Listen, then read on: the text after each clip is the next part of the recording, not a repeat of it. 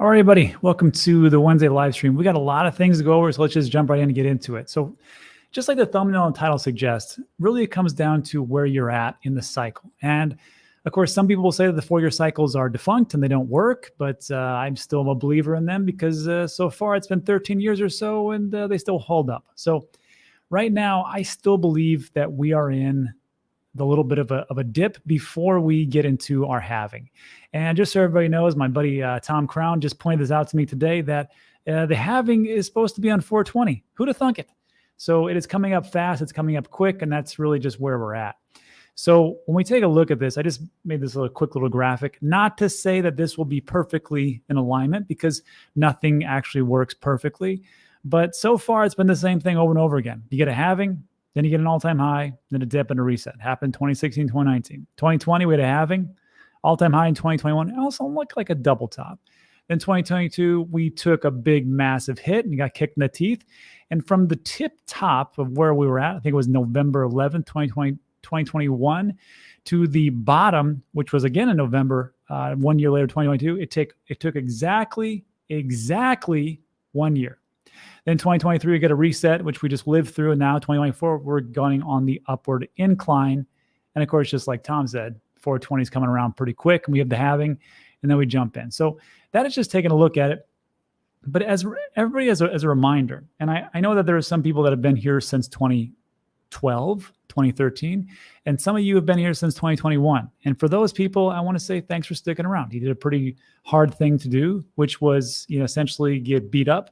And you stuck around and you listened to some people and maybe you bought some dips here and there and you're like, you know what? I'm ready to roll. And for those people, congratulations. But I have to remind everybody about this, that usually when we go into halvings, it's a little bit of volatility. So I want to take a look at 2 data points because in all honesty, we really haven't had numerous data points to really plot a ton of information.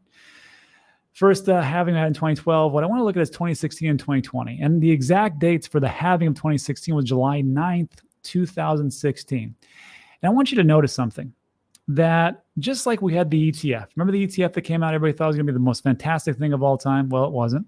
It could still potentially be. I'm not going to, talk negatively about it. I think it's doing quite well.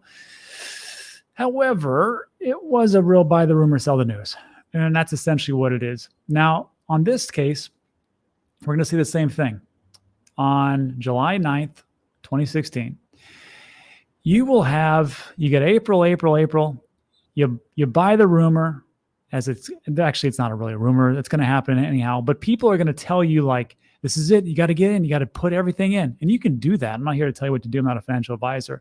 But just know that usually what happens is the price starts to spike and then it drops off as we go into like the actual halving itself. Then it kind of tapers off and it gets boring. It gets very boring, actually. And you're going to take a look at this and be like, what did I sign up for? Why am I even here? It's because essentially the halving is the catalyst to kick us off to when we get into the bigger numbers going into 2024 towards the end of 2025. So that's just the first piece. Let's take a look at May 11th, 2020. And again, we can kind of see this thing kind of rolling out and doing the exact same thing. So we come over here.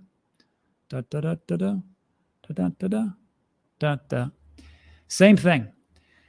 Things start to do pretty well. People are all excited about the halving. It's going to happen, baby. It's going to be the best thing of all time, and moon boots and everything else. And then down it goes. Now, this was a little bit different case because if you remember around March 2020-ish, what was the big event that happened? Cerveza sickness. Exactly. So it was a little bit skewed and people went down, but I still think that we would still have a big drop off as we head into the halving, which was again until May. And then it went sideways forever and people were bored. And that's just how it's going to happen, I believe, again. Now, not to say this is going to keep happening again and again and again, but it's like we're kind of lining up to the same thing happening.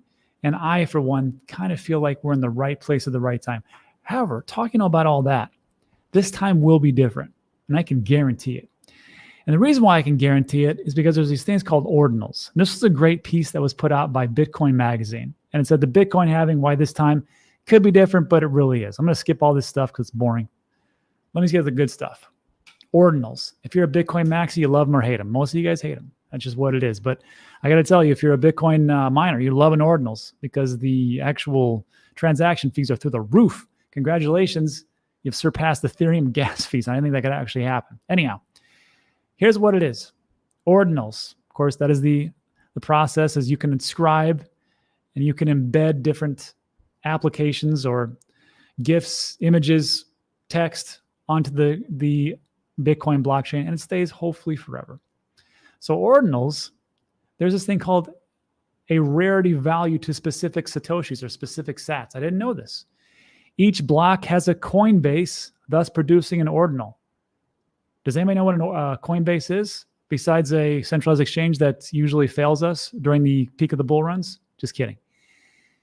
Coinbase, on the Bitcoin blockchain, all transactions executed on-chain are combined to form one block. When a block is formed, it will be immediately added to the blockchain. Each block should contain one or more transactions, the first of which is also called a Coinbase transaction. So every 10 minutes when they produce a block, that's your Coinbase transaction. Interesting, the things that we forget going forward. So next piece. Each normal block produces an uncommon sat or an uncommon Satoshi. The first block of each difficulty adjustment produces a rare sat. So you know that over time, as the Bitcoin miners, I'm not a Bitcoin miner, this is what they tell me, that over time there is a difficulty adjustment. Depending on how much hash rate is actually going on, depending on how much actually mining processing power is happening, there is a difficulty rate. I know some people say, well, Rob, you don't understand because the Bitcoins are going to go out of business. Some are. That's just how it is. But when they do go out of business, and this actually will happen, I believe, in the Bitcoin halving, like it always does, they're going to shut off those mining rings because it's the same amount of power for half of the amount of the rewards. So this is going to happen. The difficulty adjustment will adjust down. Then the miners that actually can make it, and that's why they're selling off right now, so they can make it later, they're going to be the ones that are going to be the big winners. So when that happens, there's this thing called a rare sat. And the first block of each halving cycle produces an epic sat. I had no idea that was a thing. The first block of each halving cycle produces an epic sat. You know what that's going to happen? April 20th. Imagine that somebody inscribing on that sat for that ordinal. How much do you think that would be worth? $1? $20? $1 million? Who knows? That's where I think it's going to get interesting. This halving will be the first one since the widespread adoption of ordinal theory. There has never been the production of an epic sat while there was material market demand for it. The fact that a large market segment of the Bitcoin space would value that single Coinbase drastically higher than any other creates an incentive for miners to fight over it. And it talks about reorganizing blocks. I'm not going to get into it. It's kind of droll. But this is one of those instances where that ordinal, I personally believe it's going to be worth a lot of money. But we'll see how it all works out. But this is definitely going to be different. And that's where we come from. So let me know what you think about that in the comment section. And then also, I need to do a video on how to do an ordinal inscription. If you'd like to see that, put that comment in the section or a comment down below, and I'll make a video about how to actually inscribe in ordinals, and I'll use all that stuff. But I won't do it unless somebody, or if you guys actually want to see it, because some of you really couldn't care. So there is that piece. Now moving into what I call the Goldilocks zone, because right now we talk about the halving and all that stuff, but around the halving is when fireworks happen. And this was actually shared with me by Lydia Crypto. And I wasn't aware of this, but it's very true. This Goldilocks zone is when we have halvings. And around that time is when, if you're a smart project, you know that this is around the time when things start to take off. You're not going to launch a bunch of projects in the bear market when no one wants to do anything and they're out of the system. What you want to do is you want to wait around this time when there's a plethora of liquidity or more liquidity coming into the sector. And that's when you can actually maximize your potential. And that's when we're going to see a lot of projects come in and start up. They're going to be monsters. So on this one, I like this one. Matic, April 2019. That did okay. Axie, which we're going to talk about in a little bit. Solana, April 2020. Sand, August 2020. Shiba Inu, August 2020. AVAX, we're going to talk about that as well, September 2020. Gala, August 2020. All this happened around this Goldilocks time frame. And you will notice I did not mention one thing, and I will. Luna. Luna also launched around this time, and it was a massive hit. But it's your job as an investor to figure out which one of these are going to be the grand be-all everything and the ones that are going to collapse. Now, I can't tell you what that is, but I can tell you for me personally, that's why I diversify. So talking about that, Avalanche and AVAX, this was a piece that I pulled. This just happened 6 hours ago. And actually, it was a video that was posted by the Avalanche team. And this is here from the Salt Connections, their different, what is this? The meeting that they had for different powers or titans of industry, I guess, in the blockchain sector. And this is John Nahas. And you can follow him here, link in the description. He's a senior vice president at Ava Labs. Anybody who has a mullet for their profile picture can't be all bad. Just listen to what he says, because I think it's kind of striking about what people believe about the blockchains and the ones that are actually going to win. Let me pull this up so you can hear it perfectly. I want you to actually understand what he's saying. Take a listen to this. It's at 45 seconds or so.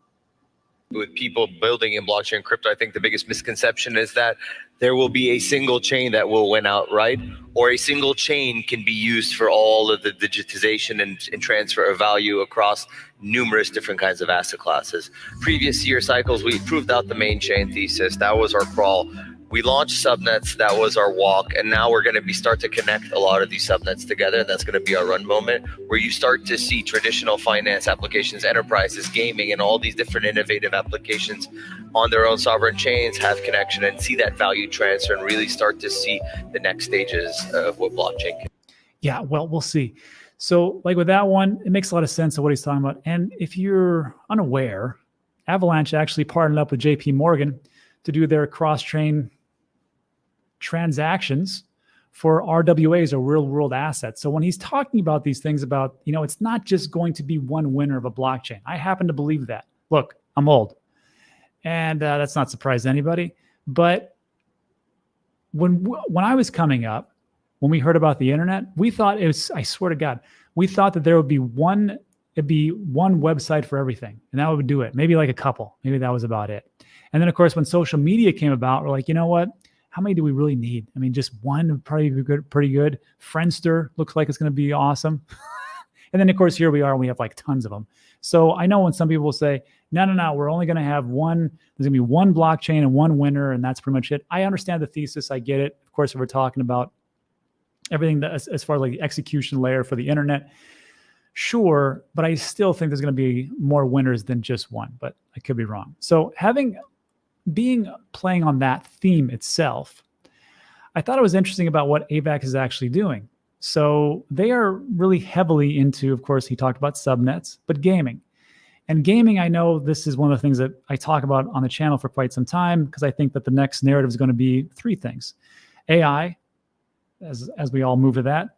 DEXs, decentralized exchanges, because the centralized exchanges really can't keep up. And the DEXs that we have right now are vastly an improvement over the originals. And the last one is Web3 gaming. And one of the reasons is because there's a lot of opportunity there. And I know some people say, well, how much money is really available? Look, if you compare the movies to the revenue that's created in gaming, it's not even close. I mean, it's over 180 billion. That's in 2021. I don't have updated graphic for this one. But the movies, just in movies, 39 billion. And that was before the big slump off with the coronavirus in 2019. So they're wildly, vastly superior. And then the question then becomes, well, how many gamers are there? If you take a look at Statista, number of gamers in 2015 is 2 billion. And 2023, we had 3.22. Now we'll probably get 3.3 billion. That's a lot of people. How many people are on the planet? Like 8 billion, 7.8. Correct me in the comment section. But, roughly there's a lot of people who play games. And that could be a multitude of games. That could be hyper casual. That could be the goofy games on your phone, or that could be the crazy games that are out there, like the esports people. And this was a post by Avalanche Gaming. And they said, hey, in case you didn't know, esports being pretty big. And then right here under Statista, it says the video game market is worth an estimated 385 billion, and esports players are increasingly contributing to that figure. They just signed a deal with TSM's The Blitz. The Blitz will host Avalanche branded tournaments and create myriad new ways for fans to interact with their favorite games, all on their own dedicated chain.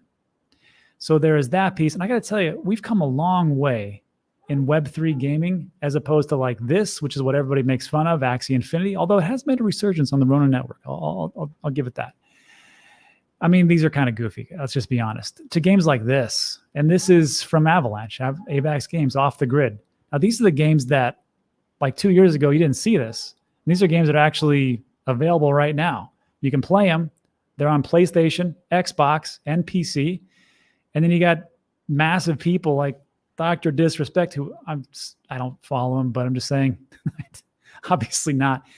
But he's a highly entertaining guy. And, 4.5 million subscribers, big gamer. And then, of course, he's one of those for Off the Grid. And then you got other games like Shrapnel. And those are coming out hot and heavy and looks pretty good. And Shrapnel, like we talked about the Goldilocks zone, look at this. Shrapnel has only been out for like 30, 40 days. So if you're looking at things, you're like, it's not a bad idea. Even though it's down 40% from its all-time high, these are the things you might want to start to look into, like I am, as maybe an opportunity to diversify. But again, can't tell you what to do. Not your dad. I'm not a financial advisor. However, I do got somebody who's a lot smarter than me. That's Ed Chang. I invited him on the show, and we did a quick interview about what they are doing behind the scenes, what's happening right now, and what's going to pop off in the future. So this is an 8 minutes roughly interview. So I want to share this with you real quick, and we will go from there. After this, we'll come back and we'll talk about, do a quick little Q&A and go from there. Let me see if I can pull up Ed. So Ed, thanks for coming on. Oh, you probably want to see it, huh? All right. Take a listen to this. Thanks for coming on for the first time. Yeah, it's a pleasure to be here. I know we've been talking about this for a while. Happy New Year. And like I said, excited to chat. Sweet. Okay. So everybody, so you may hear a screaming baby in the background. That is not the stakeholders. That is just life. Future stakeholders. Yeah, exactly. Future stakeholders, Ed. So we'll do this real quick. So Ed, first of all, I got 3 questions for you. We'll go over those in detail. So tell us about AVAX and what's been going on at this point. The second thing, what's you excited about as things are rolling out? And then what's beyond that? What's really going to happen in the next 6 months to a year or something like that? So catch us up. Tell us what's going on about AVAX and what's been gone to this point. Yeah, so Avalanche, we are a layer 1 protocol. You probably know us for a variety of different reasons. So I obviously lead our gaming efforts, and I've been here for just over 2 years. But we are very prominent and prevalent in things like DeFi and NFTs and culture, as well as RWAs and institutional capital. So it's been a lot of fun working here, just because we're not just a gaming chain. We touch upon a lot of areas, and the reasons why Avalanche is very attractive is traditionally it's been known as an EVM chain, so obviously very Solidity friendly. But we've got a feature. First of all, we've got our novel Avalanche consensus that allows for the fastest time to finality in crypto. And it's probably pretty obvious why having sub-second finality for your transactions and purchases on gaming makes a lot of sense. But across the board, you don't have to deal with reorgs. Like a lot of this stuff just very intuitive, right? The second kind of key differentiator is we've got a product called subnets, right? And so app chains are very hot right now, although we were probably the first to market with kind of mass adoption for app chains. So what subnets allow you to do is effectively deploy your own private block space on top of our public chain, right? So if you think about a monolithic chain like RC chain as a freeway where there's different cars and there's different, at a certain point, all these other dApps will congest that freeway, no matter how big like that freeway is, right? If you hit that scale. Well, what subnets allow you to do is basically have your own freeway and set your rules. So, it's very fast. You have low transaction speeds. Low transaction costs. You can do things like set your custom, like your game token as the custom gas token instead of AVAX or ETH or something, so it can burn off supply. You can designate custom validator sets, right? So that could be, you can choose investors or guilds to be your validators, but you can also tap into the over 1,300 validators in our ecosystem today. So it can be permissionless, it can be permissioned. There's a lot of flexibility, right? And that makes a lot of sense and resonates. And you can see that with the really cool companies that we've announced, right? So we've got, Deloitte. We announced kind of a POC with JP Morgan and other large banks. SK, one of the largest companies in Korea, is building on a subnet. We've got, TSM and Blitz who are deploying. We've got really cool games like Shrapnel and Gunzilla and the Pegasus team.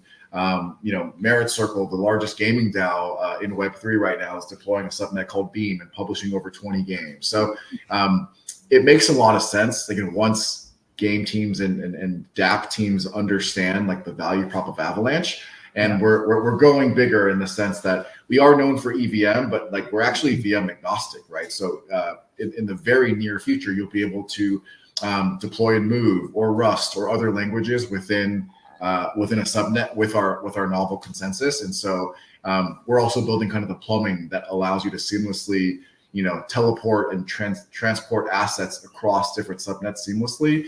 And once we can unlock that, I think that the sky's the limit there. That's crazy. That's a lot of stuff in a little bit of time. Ed, hey, perfect. I mean, that was really great. I mean, I've had a lot of people on the show, but very few people can actually explicitly talk about what it is in such a quick fashion. So we all appreciate it. So let's talk about the next piece.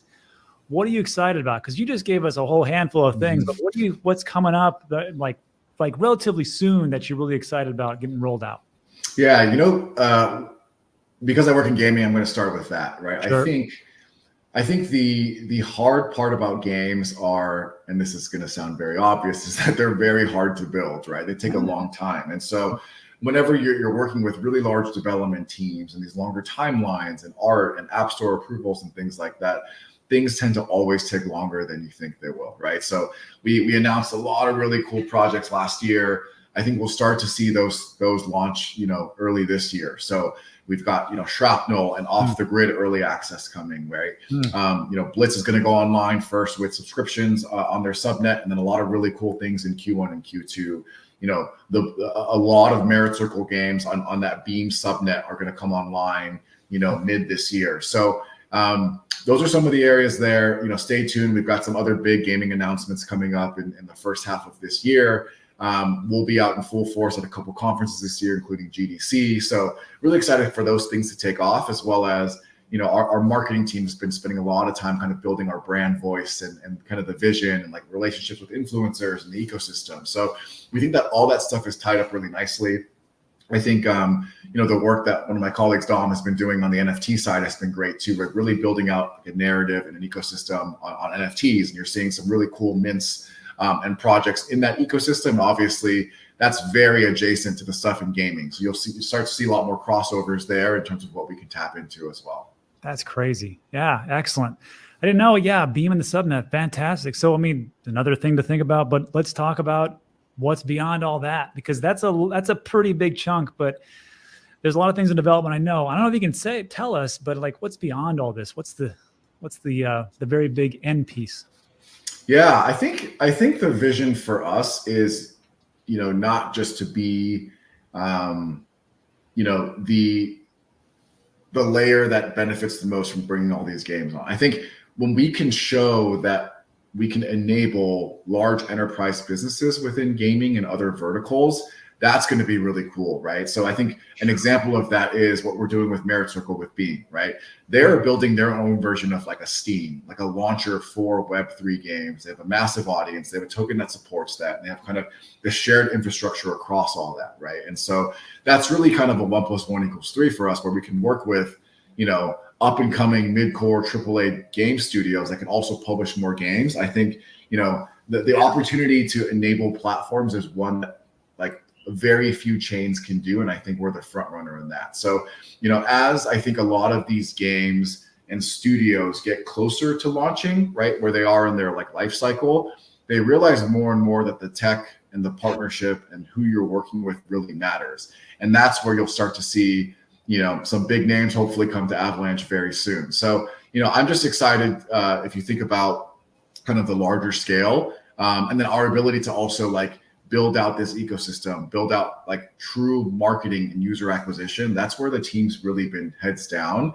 And it's a much less sexy part of building out an ecosystem or doing your job, right? But I think in this, we were just talking about like this bear market that lasted for quite a while. It felt like it was a good opportunity for us to really spend time and go deep with our teams who were, still here and building, as well as building out a lot of this plumbing and stuff that you don't normally think about when you're like, oh, let's go bring some games to the ecosystem. Yeah, exactly.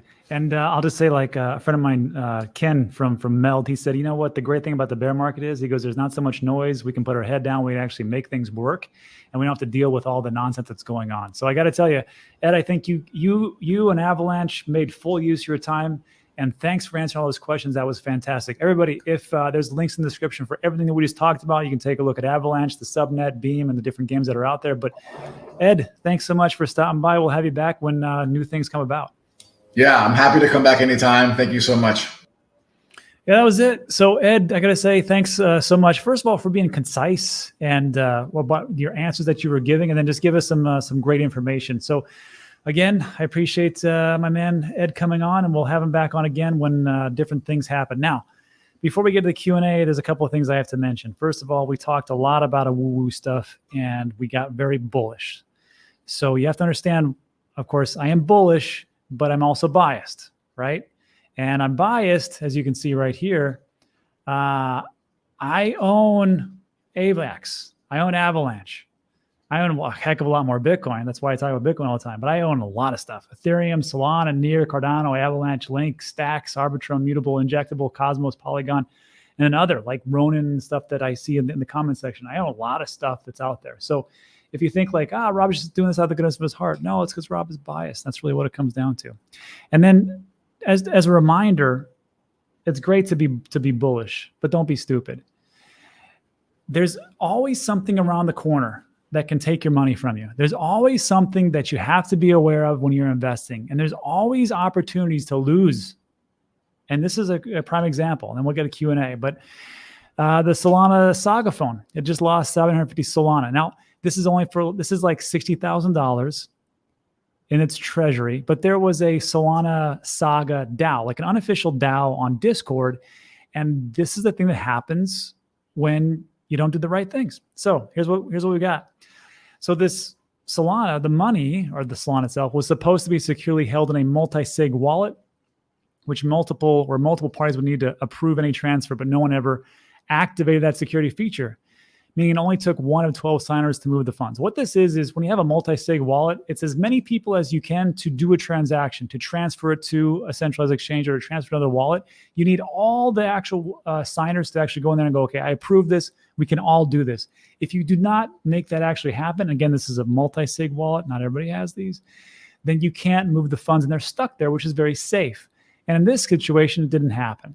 On Wednesday, the group, the Saga DAO, sent 750 in SOL tokens to an address controlled by one of its pseudonymous, geez, I suck at this, founders, ZK Red Devil, that was supposed to have the security in place. ZK Red Devil claimed they were the target of a remote hack. And of course, that could be true.